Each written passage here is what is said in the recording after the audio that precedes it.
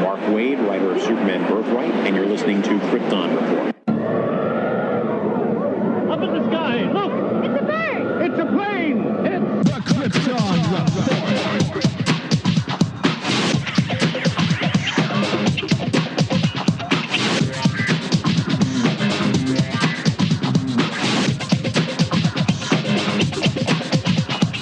Host Tyler, and welcome to Krypton Report, a podcast dedicated to all things Superman, Supergirl. We're going to look at the Supergirl TV series as well as the Krypton TV series, anything that has to do with the characters in their world. Comics, movies, TV shows.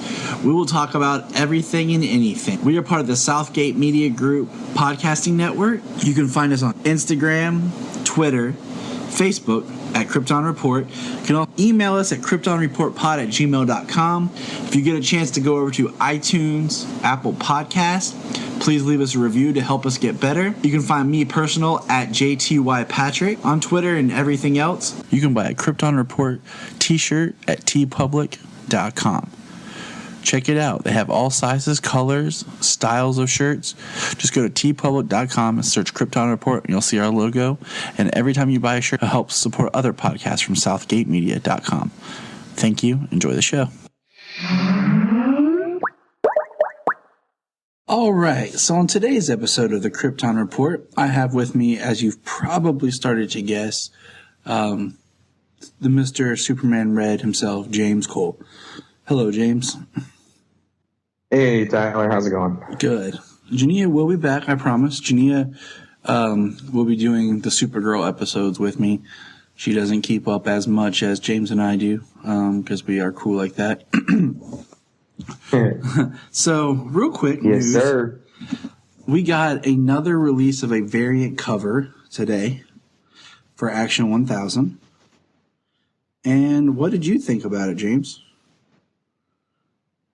Well, I mean, the artwork was really cool, and Superman versus you can't get too much more classic than that. You know, I agree. The artwork is great. Let's just one thing real quick. So since we're looking at this, Zod, let's just talk Zod for a quick second because we're going to get into Krypton. I posted on Facebook today like a little collage of a Zod symbol from the comics, the Zod symbol from Krypton, the Zod symbol from Man of Steel, and then the Zod symbol from Smallville. There's no consistency with Zod. Like, even in the comics, and every time you see him, there's no consistency on what Zod looks like. So sometimes it's hard to tell if Superman's fighting Zod or not. You know, it's crazy. Yeah, pretty much. I mean, besides comics and, like Smallville, it being some form of a Z, that's one of the only telling signs. But outside of that, basically movies and now Krypton, I mean. It's just like, why couldn't they how could you even guess? Yeah, like, why couldn't you have used the same Zod symbol that you established in Man of Steel for Krypton? Like, was there a copyright or issue or something where, excuse me, you weren't able to, like, I don't know. I just one of those things, I hate inconsistencies, and it just makes it even more difficult when you're trying to discuss a character, their past, and especially with Krypton, we're going to get into, like, it's just, there's always seems like there's inconsistencies. Right. I mean, even on the cover, I mean, he's got kind of a pentagon shape at the bottom with a Z, but even that, I mean, sometimes it's square, sometimes it's, I mean, at least with Krypton, every sigil is inside the pentagon. Yeah. Is good or bad? Kind of like a flag, Mm-hmm. Like a uniform thing.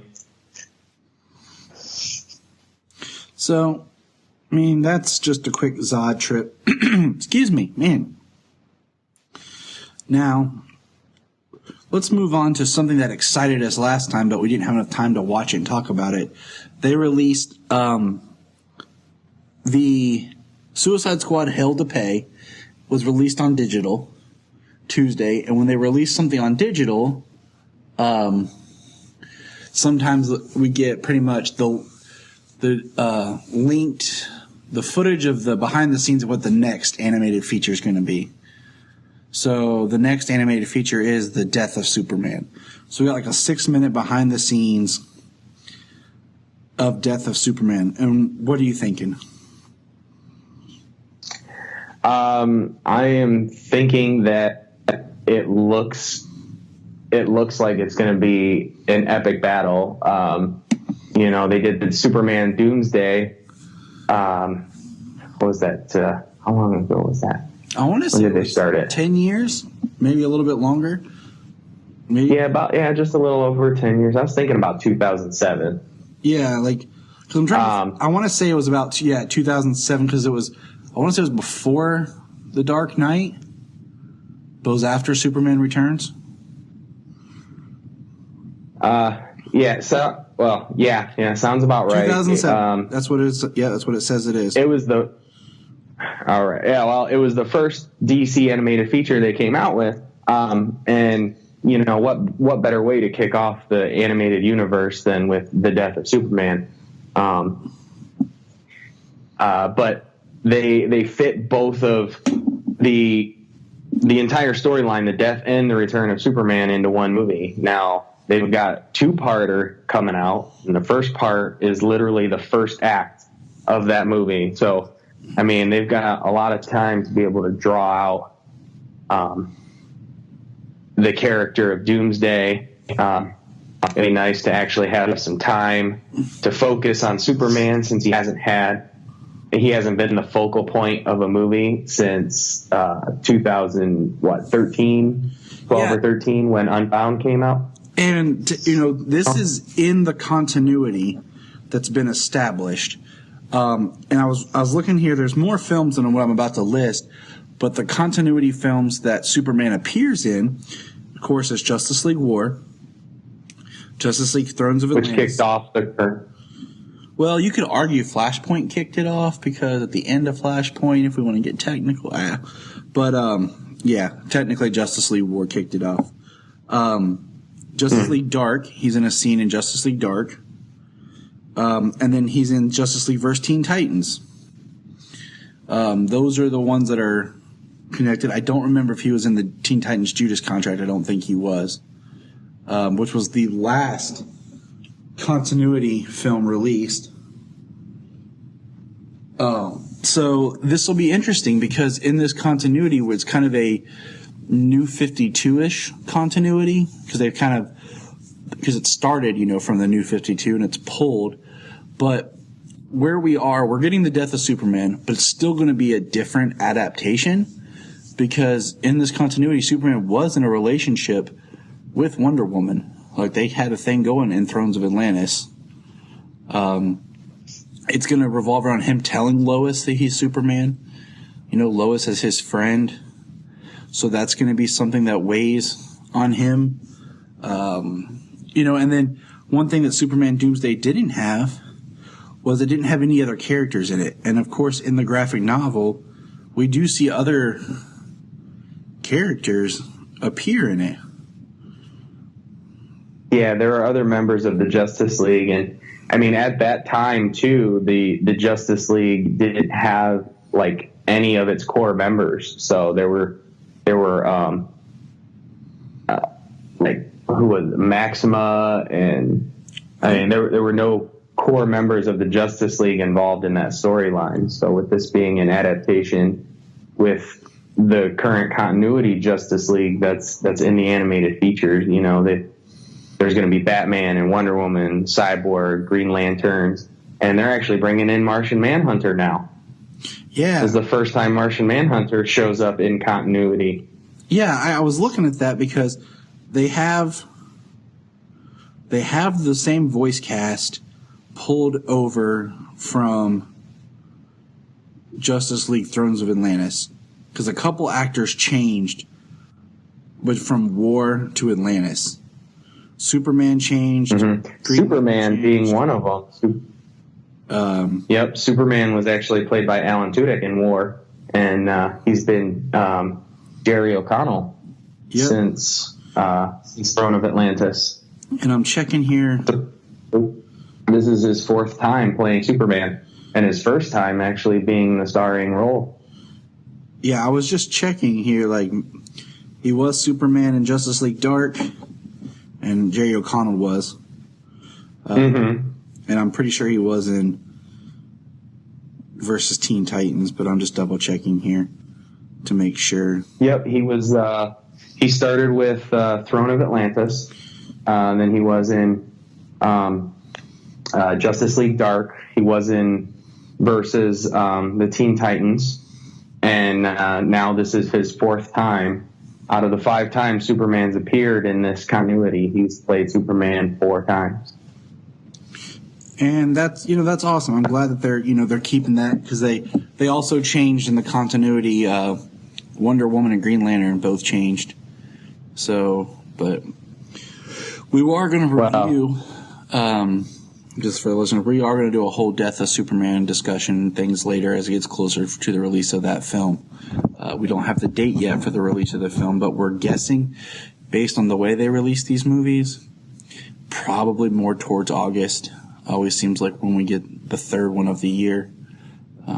Because we've already got 2 this year. Or no, we've got technically 1 on home, and then we got Hell to Pay that just came out digital, but it'll be out in a week or 2 on hard copy. So yeah, I think it's like April 10th. I believe I saw the date. Sounds right. So, all right. Now we got, like I said, we got a little bit.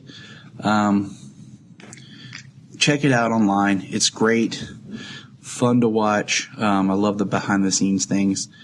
I'm excited for it because I feel like we've gotten to see this Superman and know him a little bit through the other films. So we'll have more weight to his death, and the fact that they are stretching the story out. And we are going to see the other Justice League members affected by his death. I'm more excited by than what we got before. Because Funeral for some of the action was one of my favorite Superman comics. Just hit that whole absence and how everyone was dealing with it was one of my favorite comic book stories. And I really look forward to that being incorporated in the 2 films. Right. Well, I've definitely read Death of Superman, but I actually haven't read the entire arc all the way through his return. So basically up to the Death of Superman is where I'm at. So before the second part comes out, I want to read it. Yeah, I think before the second part comes out, we'll do some reviews and kind of go have some discussion on it, because it's really there's a lot in there when you get into the reign of the Superman and everything. But all right, so let's get down to Grandpa L, Mr. Seg L. James, and since you've got to really watch this, and I haven't got to watch it once, I'm going to let you take the lead on this, bud. So go ahead and take the lead on this. All right, Krypton, Episode 2. It's titled The House of L. Picks up immediately after Episode 1, literally in the fortress with Adam Strange and Seg-El. Seg holding the Superman cape, and Adam Strange starts to give a little bit of information about himself. He name drops Zeta beams, which was cool. And if anyone's wondering about Zeta beams, I would say watch Young Justice, which currently is not on Netflix, so that stinks. But if you can find Young Justice somewhere, watch it. Absolutely, that is a spectacular show, and I can't believe it got canceled after 2 seasons. And I am so excited for when it comes back for season 3 on the DC streaming service later this year. I just really want the DC streaming service to start, but as a side story. Yes. So Seg-El, his parents were killed after Adam Strange showed up in the last episode. So he doesn't trust Adam Strange. Doesn't believe what he says. It's funny that he tells him he doesn't care if he's a hero from the planet Detroit. And then he clarifies and said, which Earth. is pretty good. You know, he's like, it's Earth. He does. Which I kind of was waiting to see if that, like, anything shook in Seg. But we're at a point now where Krypton hasn't done, I guess, much space exploring. Like, they've said they haven't found life, like alien life, but they haven't really said if they've done space exploration. Like, we know they have deep space monitors, but, you know, have they tried to colonize in space or anything? Or, but.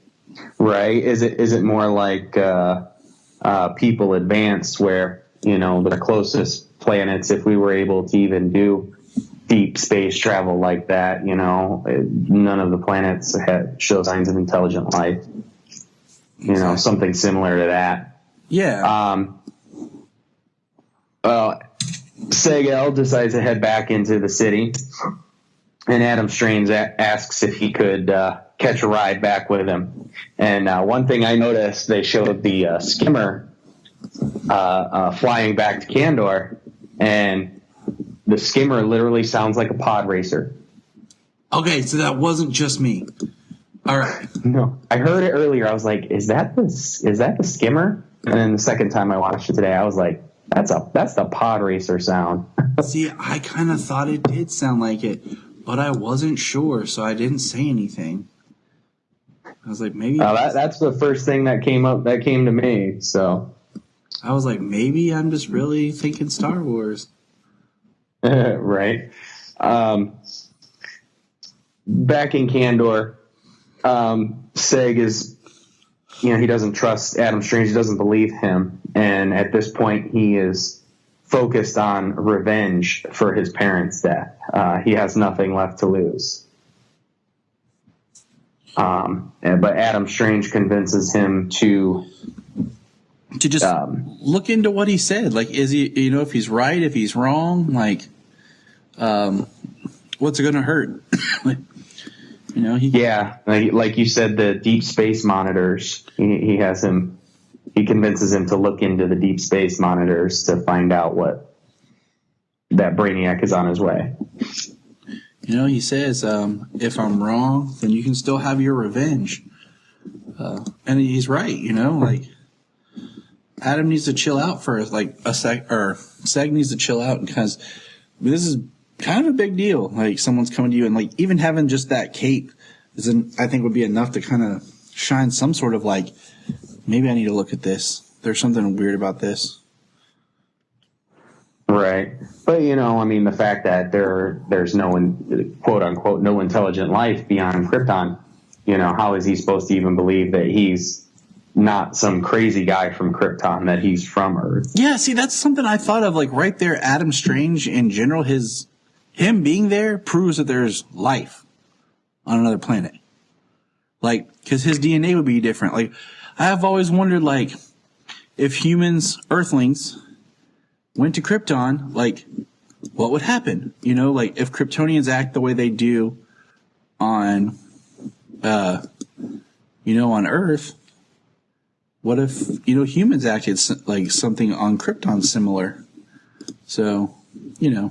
Right. They would definitely seem out of place. I mean, one, you know, Adam Strange, he's the only person without an accent, you know, because it's a uniform thing. Everybody's got the British accent.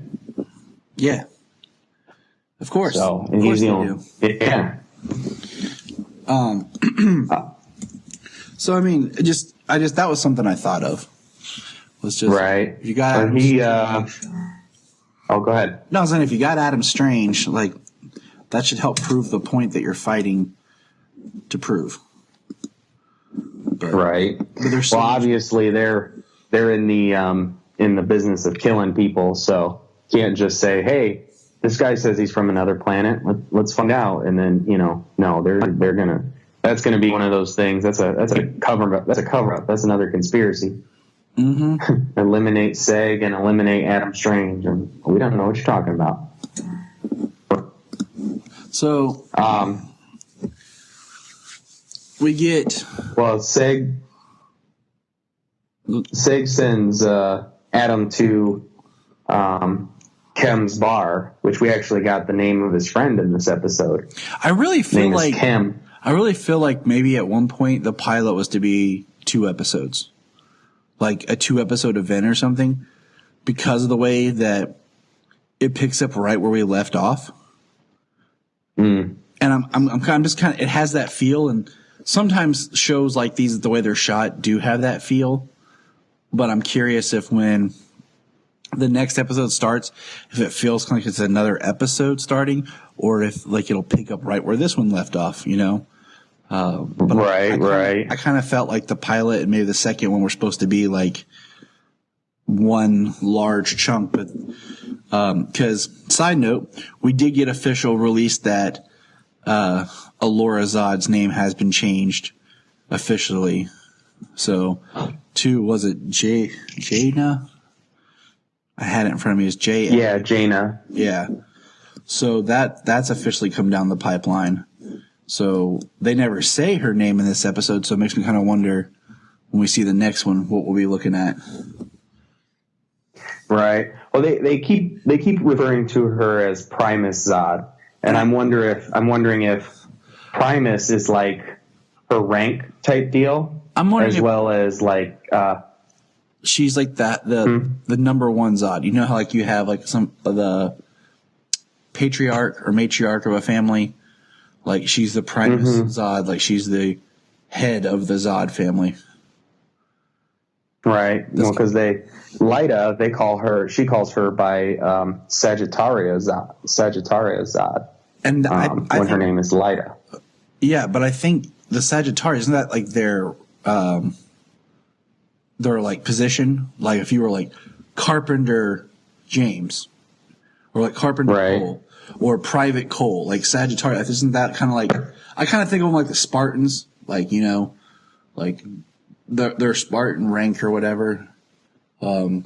I was kind of still trying to figure that out because they have the names, but then they refer to them like that. Because I think it's like they're the Sagittarius, like the head, like elite guard, military people. Right. Because we also saw like street police people so far, and they haven't been that sweet. So yeah, that's kind of my thought. Yeah. Right. And you know, going back real quick to Kem, I was telling you about the translation and stuff. The name of that bar is actually Kem's Bar. That's what the sign is translated to. It's called Kem's Bar. So I translated that, and then I and then I watched the episode. I was like, hey, look at that. You're like, I did it. I'm awesome. I think, right. After he sends off Adam Strange to the bar to get clothes because he stands out in his Earth clothes, he is attacked by some guards, and they take him by force, but they just take him to Nyssa, and they are supposed to go before the voice of Rao and her father. I'm finding Nyssa interesting.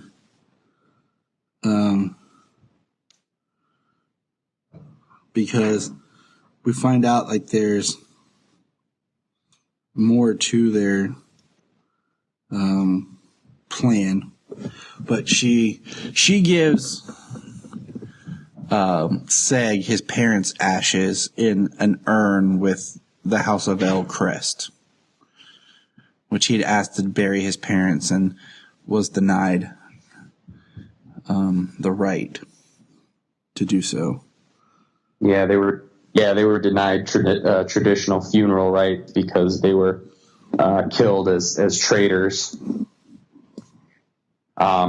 Nyssa gives him some guild clothing with the Vex sigil on it, and then we actually get the title card which is different than the pilot because it has the House of L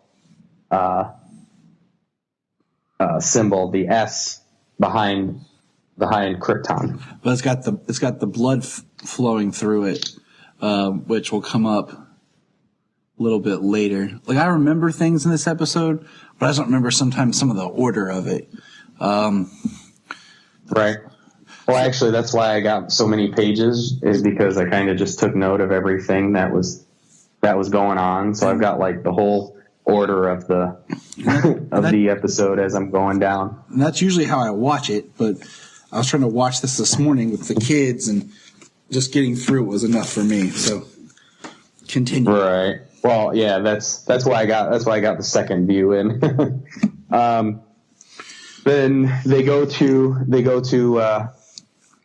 in front of the voice and her father, and they tell him when the ceremony is to commence, and he is supposed to become a Vex. He talks about the mask that the voice of Ra wears, where it symbolizes the 6 gods that they used to worship, and that Ra is the god of gods, that he is the almighty God. He describes their planet as a harsh and inhospitable planet, and that they couldn't live. I'm assuming that they couldn't build their structures as large as they do, things like that, without the Force domes. True, I agree. Then we cut to the soldiers getting on armor and getting new blasters, and they're set to basically start a war on the Rankless to try and smoke out Black Zero, which Lyta is not having any of it. You know, it's just sad. Even if she wasn't like in love with Seg and all that, just the fact that like we're gonna prey on the poor, like that's gotta tell you something about your caste system that's not working. If you're going to war with the poor to find information about terrorists. Yeah, she brings that up. She's like, there's already, what's the word I'm looking for? There's already strained relationship between the poor, the Rankless. How are they going to feel when you start killing innocents just to try and weed out some terrorists? Which she talks about to her POS commander. See, his name is Quexol. Quexol. His name is, forgot how she pronounced it. His name is We Don't Really Care here in a little bit. Yeah, shortly enough, yeah. Dem, her intended, he has some scars across his back. He kind of believes that attacking the Rankless would be a good thing to do. It seems like, with the way he described it, his family was lost or killed at some point. Fighting a war and Lyta, Rankless, or some sort of event that happened. Yeah. Lyta talks to her mother. She addresses her as Primus Zod, and her mother clearly doesn't, especially when she talks about her training, she doesn't believe that she could be an efficient warrior. Then Seg and Lyta meet up on the balcony that they basically were on after his parents were killed. And she kind of gives a pep talk to him and to herself at that point. Yeah. To stand up for what they believe in. All right, I'm gonna ask you this after. Keep going, because I have a thought, and but I don't want to jump ahead with my thought. Need to let it. All right. So this is the point where Seg talks to Vex, Darren Vex, to ask his parents for his parents' traditional funeral rites, which are denied. And Darren starts to talk to him about his grandfather, Val-El, how he admired Val, that Val had created some high-tech computer system, and that's when he discovered Brainiac. And, everything's history from there. Yeah, and then that's when Seg's kind of like, wait a minute, maybe this Adam Strange guy wasn't making stuff up. Right, and he convinces Darren Vex to let him work on what his grandfather, his early work with the Science Guild, which actually allows him access to the Science Guild databases and the space monitoring and all that. Which then he goes to the bar, meets Kem and Strange, and gives him 2 hours to look through the Science Guild's database to prove that that what he's saying is true. Then Lyta, she approaches her commander and challenges him to a Kandorian duel. Which was pretty sweet. There's some really awesome things about to happen here. Yeah, she challenges him to the duel so that way she would take his place as commander of the squadron. Dem and her mother both, show concern for what she for what she's doing. It's a fight to the death. Of course it is. Yeah.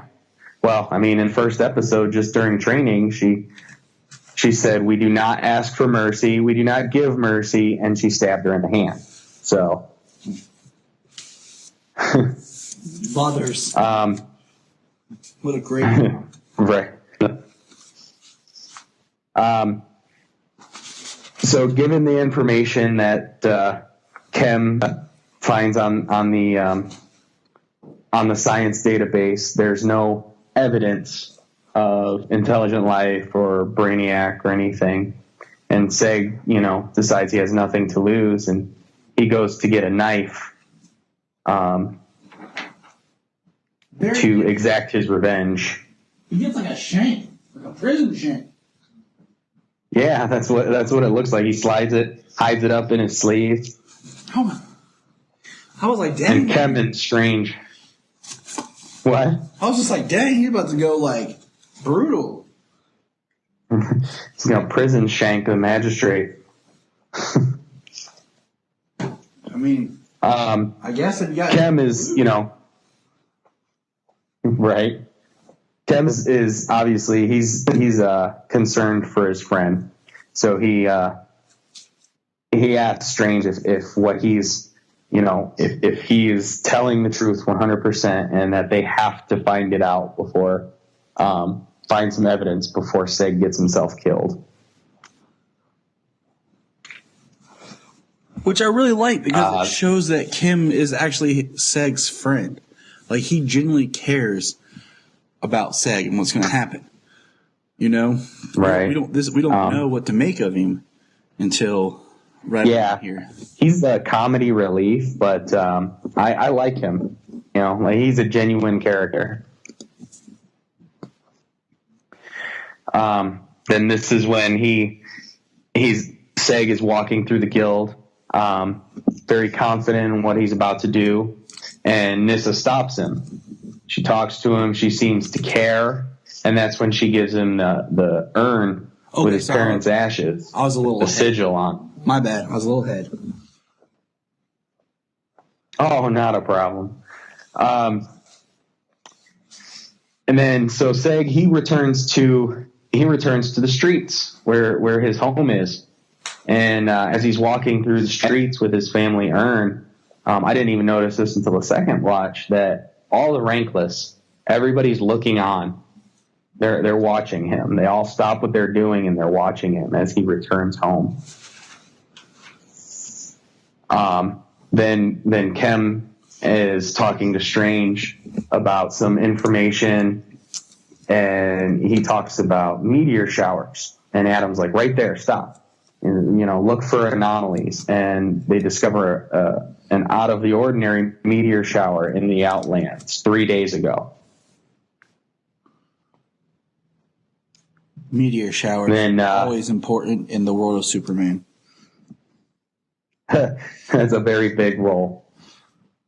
Meteor showers are always used to hide incoming crafts. Yep. Maybe we should remember that if we ever have a meteor shower on Earth. Oh, believe me, I know. Right. Seg is at home alone. His house is trashed. And a woman and her daughter show up to pay their respects to his parents.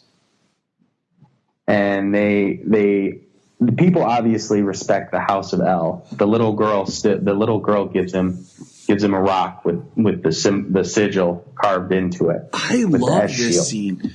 She says something about how Seg's parents would watch, the little girl when the mother had to work and ask for nothing in return, like just showing the goodness of the people.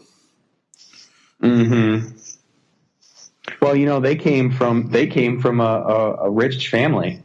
They were ranked. So I think the fact that they're down. What? Oh, sorry. Yeah, I couldn't hear you there. My phone kicked on and I thought it was on silent. Hold on 1 second. Oh. Mm-hmm. No, you're absolutely right. They did come from a rich family. They were the ranked, and then they're now with the people. And I just think it means a lot more to the people because they, for the first time, I don't know, maybe they're interacting with ranked people on a different level. Like they're seeing that ranked people don't have to be, for lack of a better term, douchebags. Yeah, that they're just not rich, corrupt, douchebags. What better term? Exactly. Then here, the fight is about to begin. Primus Zod, she gives a speech about Joe Mon, which is kind of funny. I was like, Joe Mon. He's Jamaican. Get a little Jamaican accent going on. Yeah. Joe Mon the third. So then the fight begins. Right? That's how he challenges. That's how he challenges people. So she gives a little history lesson about where the Kandorian duel comes from. And the fight begins, and Lyta starts taking a beating. Yeah, she does. At the very beginning of the fight. She goes for a kick, and then she just gets roundhouse kicked in the face. And I kind of wondered if it was a psychological thing by giving him the idea that he has the upper hand and allowing him to make the first move. That way when she comes back, he's not prepared for it. I don't know, that could just be me overthinking it. Oh, it very well could be. I mean, right. Well, Dem gives her a pep talk before the fight and says, nobody's seen it, not even your mother, but he's like, you're a warrior. And, he's the only one who seems to believe in what she can do. You're a warrior. You'll go kick some ass. And she's like, yeah. Right. Yeah. Then we cut to the fortress, and Seg trekked back out to the fortress, and this is where he wipes off some snow covering the control panel, and reads the blood of the House of L binds us forever. Something along that line. It's pretty close to that quote. And he cuts his hand and bleeds on the house sigil and activates the fortress programs. Which was pretty sweet. And the S all lights up nice and red and yellow. I thought that was interesting in itself.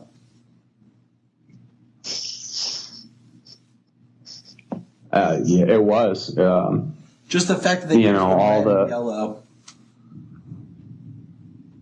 Right. Well, all the sigils, they're all just like all black. Even the House L symbol sigil on the clothing and stuff like that in the first episode. First episode is all black. So when it lights up red and yellow, but a hologram of his grandfather appears, Val-El. So the fortress is just a family thing. So I take it that, Jor-El kind of inherits this fortress from Sag, and then Jor-El passes it on, and somehow the idea, to Cal as time goes on. So right. Well, yeah. I mean, I'm wondering since Val-El developed the technology to create to put his memories and his thoughts into the computer and to be able to create the somewhat thinking hologram, artificial intelligence based on on his brain, his personality and everything, and that's a family thing passed down a few generations there. What did you think about the other discovery that Val-El found? Yeah, I mean, for the purposes of the show, it makes sense that he says that he discovered the Phantom Zone. Being able to use the other dimension to travel through space to distant galaxies, which makes sense for, like I said, for the show, as history shows us that in the comics and everything that they usually say that Jor-El was the person who discovered the Phantom Zone. Mm-hmm. But I did actually just struck me though that him saying that he was able to travel through space. That's how they traveled in Man of Steel. Yeah. Was they used the Phantom Zone projector to create a wormhole to travel through space to the different galaxies. That actually just struck me about that right now. Little things like we said where they're picking and choosing, like from Man of Steel, from the other versions, is kind of fun. So, I kind of go with it. They haven't, if in this version they want him to have discovered the Phantom Zone, okay, like that's not a big deal to me. Maybe it's Jor-El that finds more ways to use it. I don't know. In the Man of Steel verse, they never said if Jor-El discovered it or not, but right.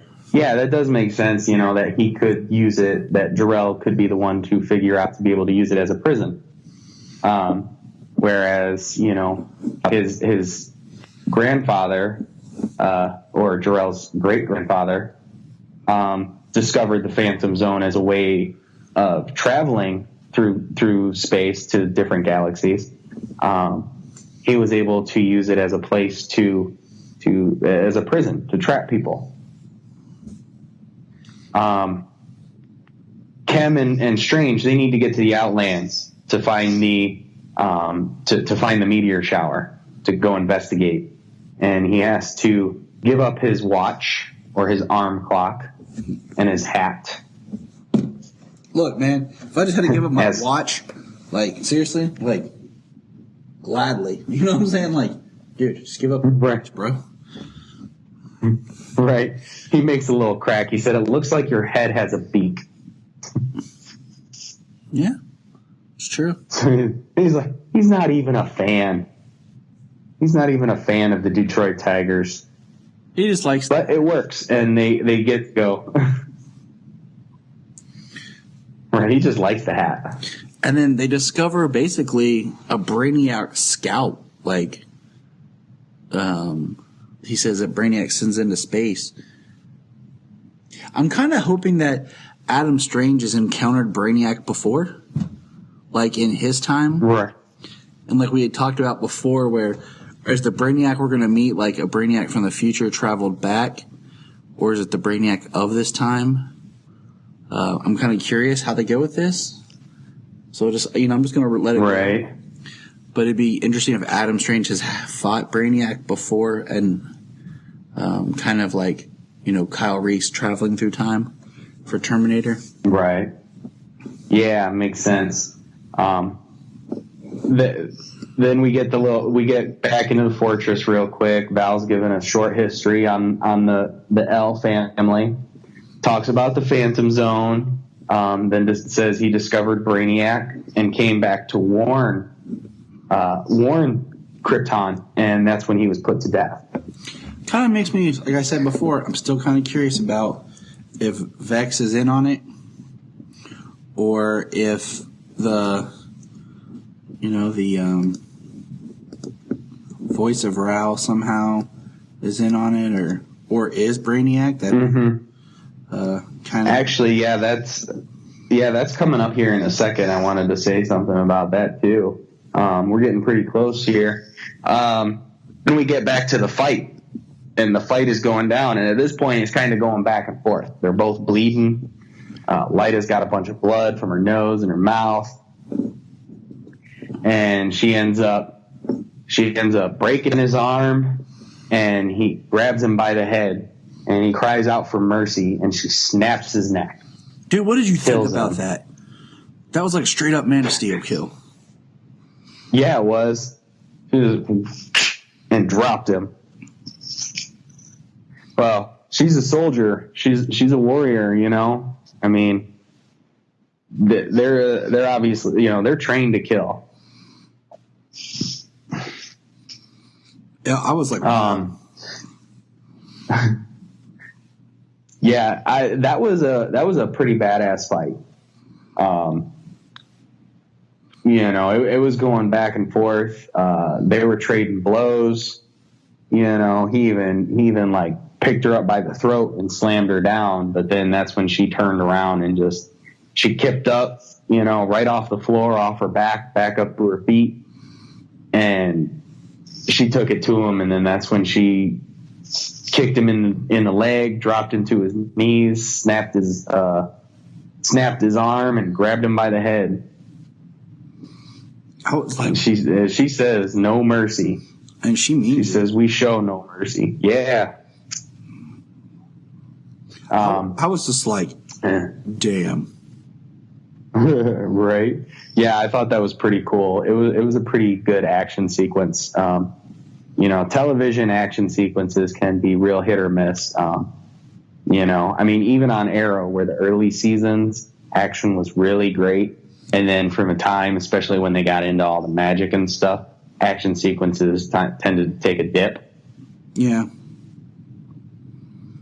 But Seg is in the chamber, and he talks to Darren and Nyssa, and he says he will be ranked.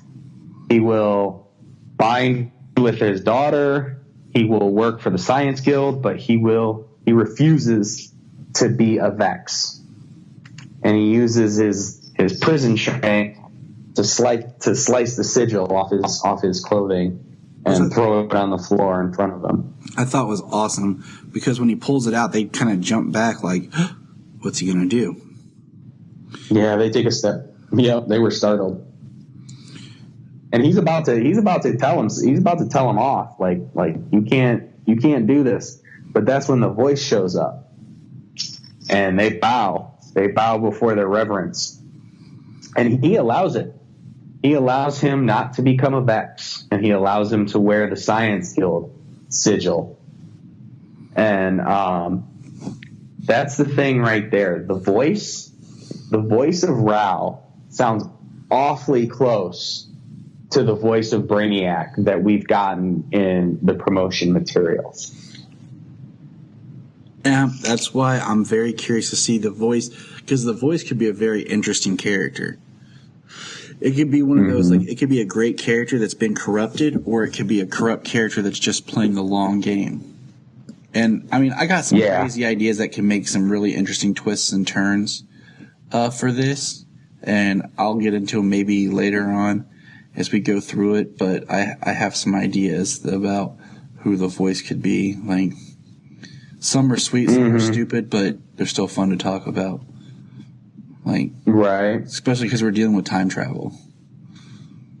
Oh, yeah. I mean, with the time travel element, the sci-fi elements, I mean... Okay, what if the voice you can go what if it's Lex Luthor? Like, just, this is crazy. I have no, but other than, what if, like,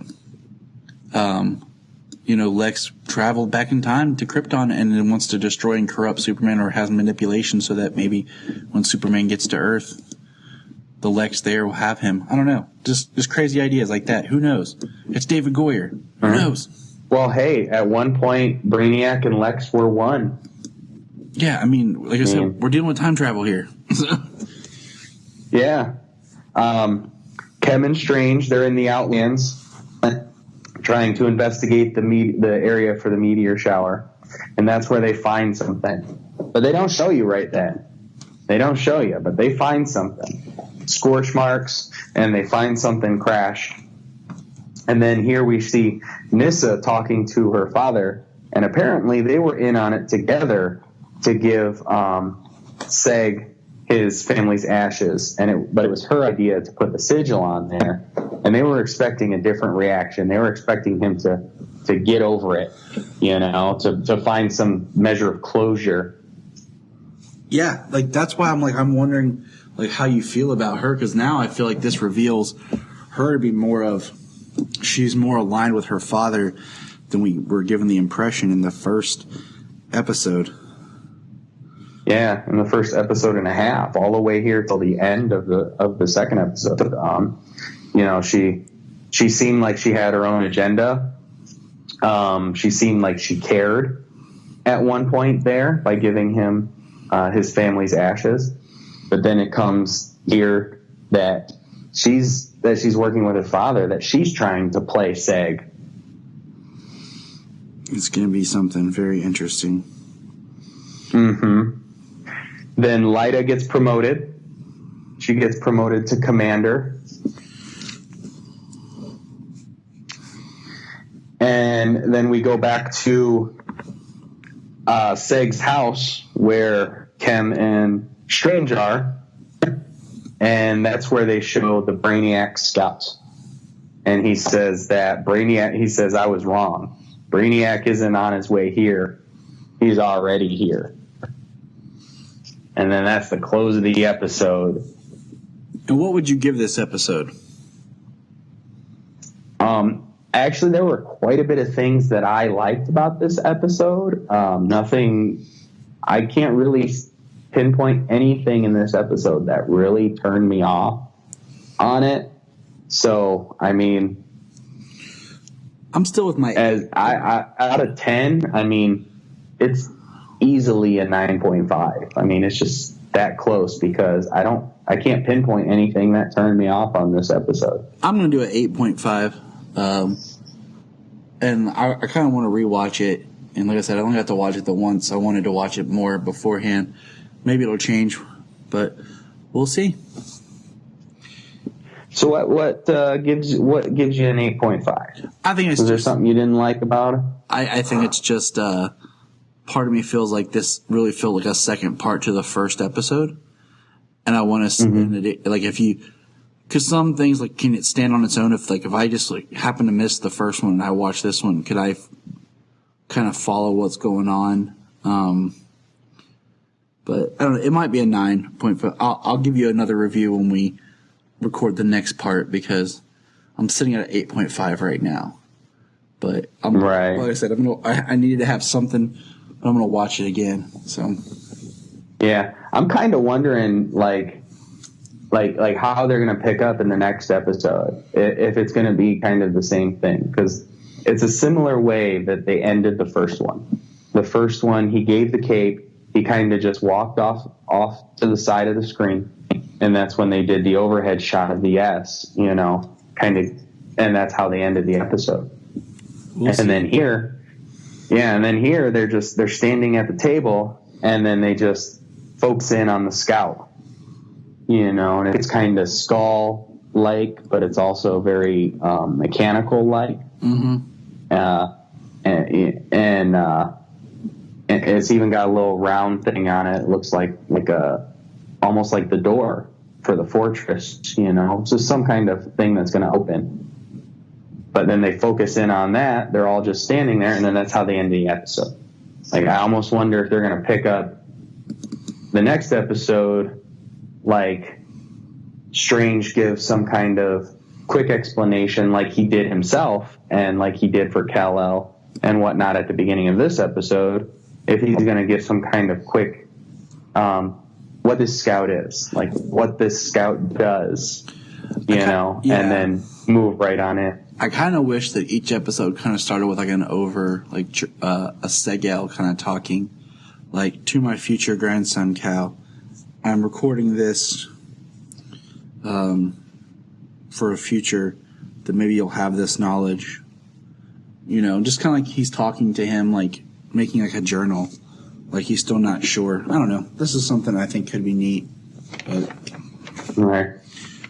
Well, what was it? It was Zach and Lance on Always Hold On to Smallville, where they were talking about the show ending like the Hobbit, where he writes in a book and then closes the book like it's a book ended by the journal.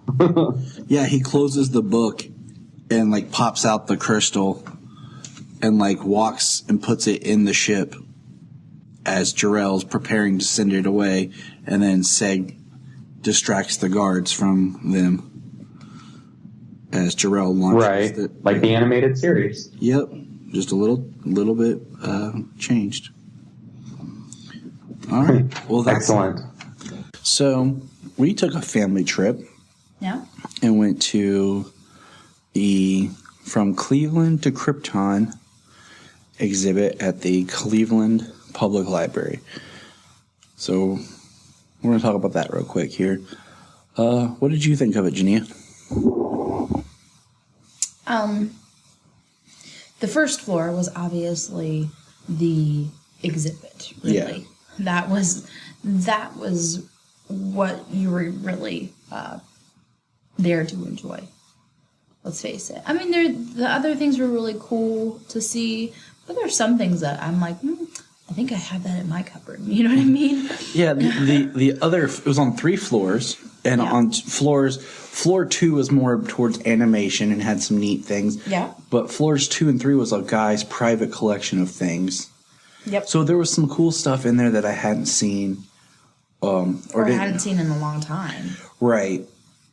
So that was really neat to experience.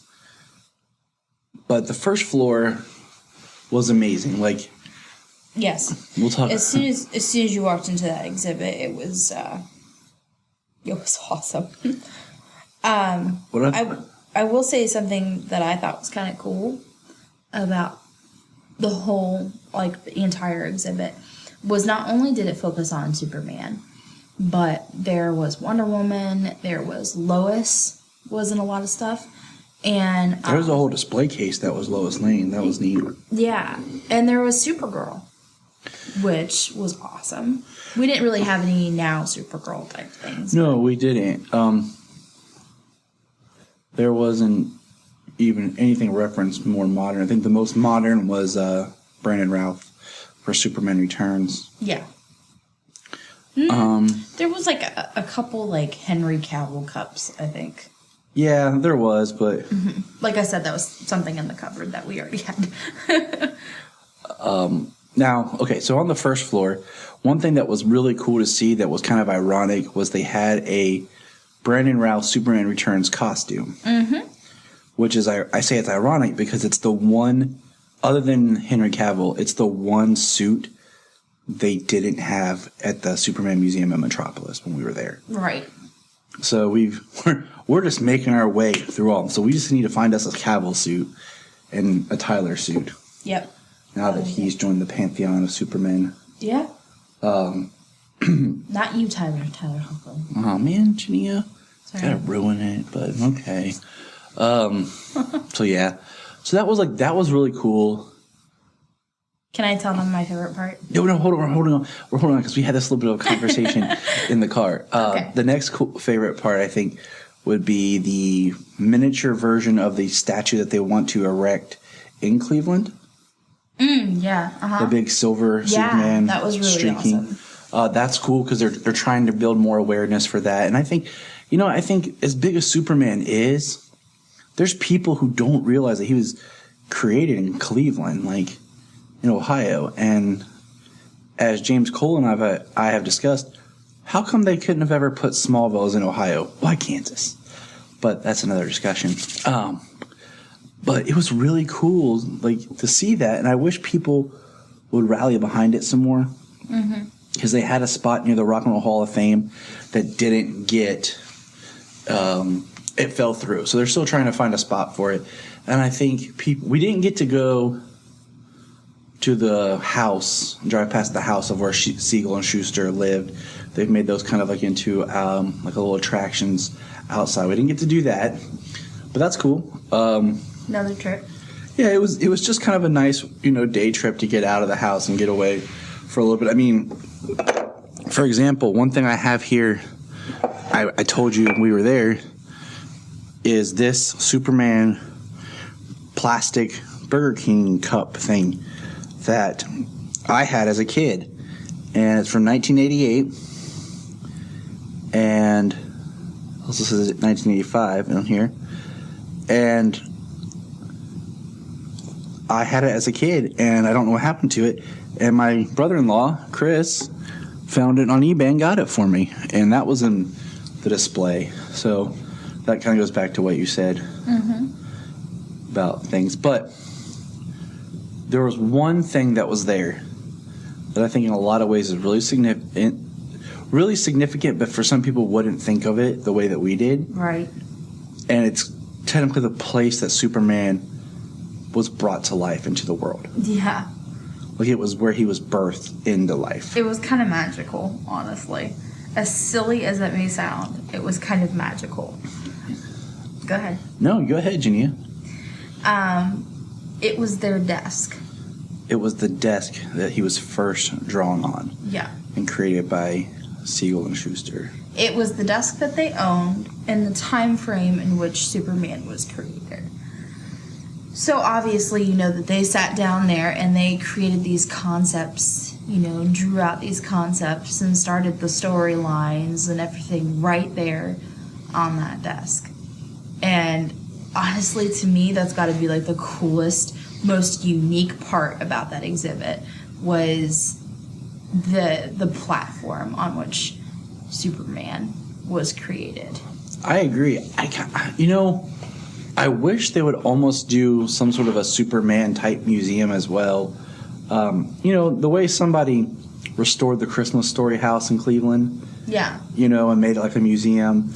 Do something with Jerry and Joe's house. Yeah, they have the outside. Put some of that stuff back in there. Some of the things that are family heirlooms and collectibles that could be in there. Because Superman, everyone says comic books are an American creation. And Superman really created the superhero. He is the first superhero, comic book, and everything. Now, you can't forget the Action Comics #1 that they had hanging out there that was beautiful.